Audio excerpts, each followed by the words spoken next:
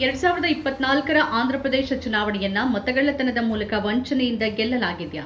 ಇಂಥದ್ದೊಂದು ದೊಡ್ಡ ಪ್ರಶ್ನೆ ಈಗ ಎದ್ದಿದೆ. ಚಂದ್ರಬಾಬು ನಾಯ್ಡು ಅವರ ಐತಿಹಾಸಿಕ ಗೆಲುವು ಮತಗಳ್ಳತನದ ಪರಿಣಾಮವಾಗಿ ಸಾಧ್ಯವಾಯಿತಾ? ಆಂಧ್ರ ವಿಧಾನಸಭೆ ಚುನಾವಣೆ ಬಗ್ಗೆ ಈಗ ಗಂಭೀರ ಆರೋಪಗಳನ್ನು ಮಾಡಲಾಗಿದೆ.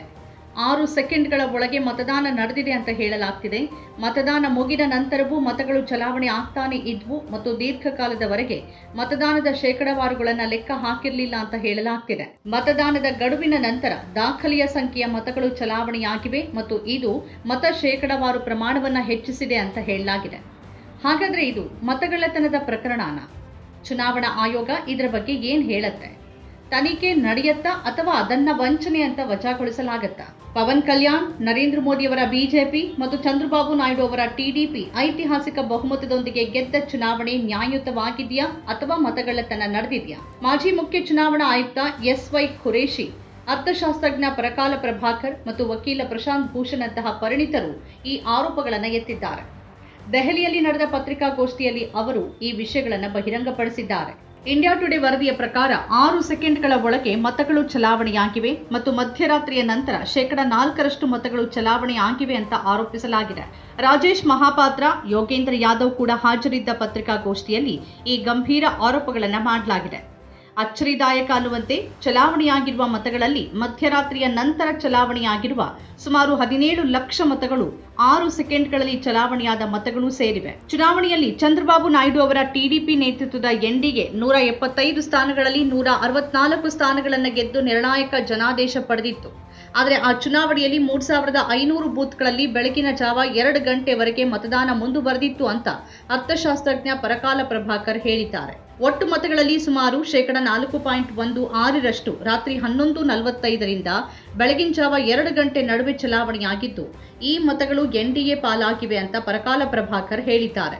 ರಾತ್ರಿ 8ರಿಂದ ಬೆಳಗಿನ ಜಾವ 2 ಗಂಟೆ ನಡುವೆ ಸುಮಾರು 52 ಲಕ್ಷ ಮತಗಳು ದಾಖಲಾಗಿವೆ ಅಂತ ಅವರು ಹೇಳಿದ್ದಾರೆ. ಮಧ್ಯರಾತ್ರಿ ನಂತರನೇ 17 ಲಕ್ಷಕ್ಕೂ ಹೆಚ್ಚು ಮತಗಳು ಚಲಾವಣೆಯಾಗಿವೆ.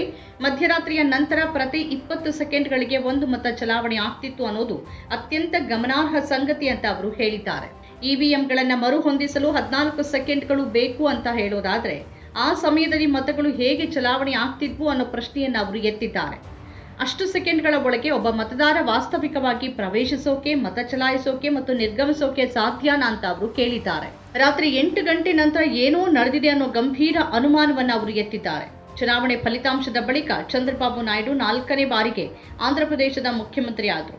ಟಿಡಿಪಿ 135 ಸ್ಥಾನಗಳನ್ನು ಪಡೆದರೆ ಬಿಜೆಪಿ 8 ಸ್ಥಾನಗಳನ್ನು ಗೆದ್ದಿತ್ತು ಮತ್ತು ಪವನ್ ಕಲ್ಯಾಣ್ ಅವರ ಜನಸೇನಾ 21 ಸ್ಥಾನಗಳನ್ನು ಗಳಿಸಿತ್ತು.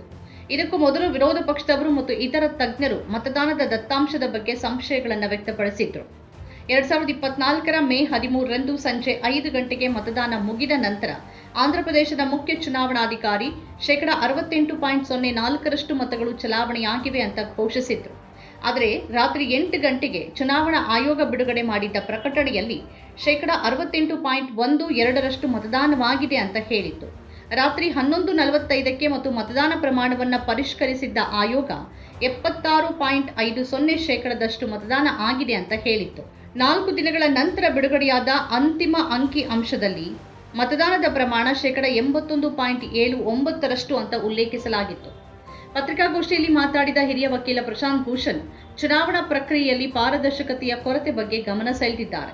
ಪ್ರತಿ ಬೂತ್ನಲ್ಲಿ ಚಲಾವಣೆಯಾದ ಮತಗಳ ಸಂಖ್ಯೆಯ ಡೇಟಾವನ್ನು ಒಳಗೊಂಡಿರುವ ಫಾರ್ಮ್ 17C ಅನ್ನ ಯಾಕೆ ಸಾರ್ವಜನಿಕಗೊಳಿಸಲಾಗಿಲ್ಲ ಅಂತ ಭೂಷಣ್ ಪ್ರಶ್ನೆ ಮಾಡಿದ್ದಾರೆ. ಮತದಾರರ ಪಟ್ಟಿಗಳನ್ನು ಡಿಜಿಟಲ್ ಸ್ವರೂಪಗಳಲ್ಲಿ ಬಿಡುಗಡೆ ಮಾಡಲಾಗಿಲ್ಲ. ಇದರಿಂದಾಗಿ ಸ್ವತಂತ್ರ ಪರಿಶೀಲನೆ ಕಷ್ಟಕರವಾಗಿದೆ ಅಂತ ಅವರು ಹೇಳಿದ್ದಾರೆ. ಕಳೆದ ವರ್ಷ ಬಿಜೆಪಿ ವಿರುದ್ಧದ ಮತಗಳ್ಳತನದ ಆರೋಪದ ಸಮಯದಲ್ಲಿ ವಿರೋಧ ಪಕ್ಷದ ನಾಯಕ ರಾಹುಲ್ ಗಾಂಧಿ ಇದೇ ಕಳವಳವನ್ನು ವ್ಯಕ್ತಪಡಿಸಿದ್ರು. ಪಾರದರ್ಶಕತೆಗೆ ಪ್ರತಿರೋಧ ತೋರಿಸೋದು ಆಳವಾದ ಸಾಂಸ್ಥಿಕ ವ್ಯವಸ್ಥೆಯನ್ನು ಸೂಚಿಸುತ್ತೆ. ಪ್ರಜಾಪ್ರಭುತ್ವ ಕತ್ತಲೆಯಲ್ಲಿರೋದಕ್ಕೆ ಸಾಧ್ಯವಿಲ್ಲ ಅಂತ ಪ್ರಶಾಂತ್ ಭೂಷಣ್ ಹೇಳಿದ್ದಾರೆ. ವಿಶ್ವಾಸಾರ್ಹತೆಯನ್ನು ಖಚಿತಪಡಿಸಿಕೊಳ್ಳೋಕೆ ಅವರು ವಿವಿಪ್ಯಾಟ್ ಸ್ಲಿಪ್ಗಳ ಕಡ್ಡಾಯ ಎಣಿಕೆಗೂ ಈ ಸಂದರ್ಭದಲ್ಲಿ ಒತ್ತಾಯಿಸಿದ್ದಾರೆ. ಮತದಾನದ ಸಮಯದ ನಂತರ ಸರದಿಯಲ್ಲಿರುವ ಮತದಾರರ ಸಾರ್ವಜನಿಕ ದಾಖಲೆಯ ಅನುಪಸ್ಥಿತಿ ಮತ್ತು ಬೂತ್ ಮಟ್ಟದ ಡೇಟಾ ಬಗ್ಗೆನೂ ಅವರು ಪ್ರಶ್ನೆ ಎತ್ತಿದ್ದಾರೆ. ಇವುಗಳಿಲ್ಲದೆ ದೊಡ್ಡ ಪ್ರಮಾಣದ ತಿರುಚುವಿಕೆ ಸಂಭವಿಸಬಹುದು ಅಂತ ಅವರು ಎಚ್ಚರಿಸಿದ್ದಾರೆ. ಮಾಜಿ ಮುಖ್ಯ ಚುನಾವಣಾ ಆಯುಕ್ತರಾದ SY ಖುರೇಶಿ ಅವರು ನಮೂನೆ 17C ಮತ್ತು ನಮೂನೆ 20 ಸೇರಿದಂತೆ ಚುನಾವಣಾ ದಾಖಲೆಗಳ ಪರಿಶೀಲನೆಗೆ ಒತ್ತಾಯಿಸಿದ್ದಾರೆ. ನಮೂನೆ 20 ಅನ್ನೋದು ಚುನಾವಣೆಯಲ್ಲಿ ಮತಗಳ ಎಣಿಕೆಯ ನಂತರ ಚುನಾವಣಾಧಿಕಾರಿ ಸಿದ್ಧಪಡಿಸುವ ಅಂತಿಮ ಫಲಿತಾಂಶದ ದಾಖಲೆಯಾಗಿದೆ. ನಮೂನೆ 17C ಯನ್ನ ಬೂತ್ ಮಟ್ಟದಲ್ಲಿ ಸಹಿ ಮಾಡಿ ಮೊಹರು ಮಾಡಿದ್ರೆ ನಂತರ ಒಟ್ಟುಗೂಡಿದ ದತ್ತಾಂಶದಲ್ಲಿ ವ್ಯತ್ಯಾಸಗಳು ಯಾಕೆ ಕಾಣಿಸಿಕೊಳ್ಳುತ್ತೆ ಅಂತ ಅವರು ಕೇಳಿದ್ದಾರೆ. ಮತದಾನದ ಶೇಕಡಾವಾರು ಪ್ರಮಾಣವನ್ನ ಅದೇ ದಿನ ಬಹಿರಂಗಪಡಿಸೋದು ಮತ್ತು ಬೂತ್ ಮಟ್ಟದ ಸಾರಾಂಶಗಳನ್ನು ತಕ್ಷಣ ಬಿಡುಗಡೆ ಮಾಡೋದರ ಅಗತ್ಯದ ಬಗ್ಗೆನೂ ಖುರೇಶಿ ಒತ್ತಾಯಿಸಿದ್ದಾರೆ. ಚುನಾವಣೆಯ 2 ವರ್ಷಗಳ ನಂತರ ಈ ಕಳವಳಗಳನ್ನು ಎತ್ತೋದು ಅಸಂವಿಧಾನಿಕ ಅಂತ ಆಯೋಗ ಪರಿಗಣಿಸುತ್ತೆ ಅಂತ ಆಯೋಗದ ಮೂಲಗಳನ್ನು ಉಲ್ಲೇಖಿಸಿದ ವರದಿಗಳು ಹೇಳುತ್ತೆ. ಯಾವುದೇ ಅಭ್ಯರ್ಥಿ ಅಥವಾ ಪಕ್ಷ ಚುನಾವಣೆಯಲ್ಲಿ ಏನೋ ತಪ್ಪಾಗಿದೆ ಅಂತ ಭಾವಿಸಿದ್ರೆ ಮೇಲ್ಮನವಿ ಸಲ್ಲಿಸಬೇಕಾಗತ್ತೆ. ನ್ಯಾಯಾಲಯಕ್ಕೆ ಹೋಗೋದು ಕೂಡ ಒಂದು ಆಯ್ಕೆಯಾಗಿದೆ. ಆದರೆ ಆಂಧ್ರಪ್ರದೇಶದಲ್ಲಿ ಅಭ್ಯರ್ಥಿಗಳು ಆ ನಿಟ್ಟಿನಲ್ಲಿ ಏನನ್ನೂ ಮಾಡಿಲ್ಲ ಅಂತ ಮೂಲಗಳು ತಿಳಿಸಿವೆ. ಚುನಾವಣೆಯ 2 ವರ್ಷಗಳ ನಂತರ ಡೇಟಾವನ್ನ ತರೋದು ಅಸಂವಿಧಾನಿಕ ಅಂತ ಮೂಲಗಳು ತಿಳಿಸಿವೆ. ಇಲ್ಲಿ ಇನ್ನೊಂದು ಪ್ರಶ್ನೆ ಏನು ಅಂದ್ರೆ, ಇಂತಹ ಗಂಭೀರ ಆರೋಪಗಳ ಹೊತ್ತಲ್ಲೂ ಚುನಾವಣಾ ಆಯೋಗ ಮೂಲಗಳನ್ನು ಉಲ್ಲೇಖಿಸೋದು ವಿಚಿತ್ರವಾಗಿದೆ.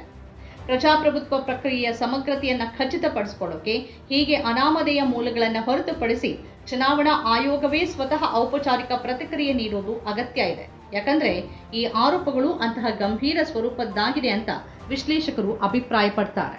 ನಮ್ಮ ಕಾರ್ಯಕ್ರಮಗಳನ್ನ ನೀವು ನೋಡ್ತಾ ಇದ್ರೆ ನಮ್ಮ ಚಾನೆಲ್ ಅನ್ನ ಸಬ್ಸ್ಕ್ರೈಬ್ ಮಾಡಿ, ಪಕ್ಕದ ಬೆಲ್ ಐಕಾನ್ ಒತ್ತಿ ನಮ್ಮನ್ನ ಬೆಂಬಲಿಸಿ.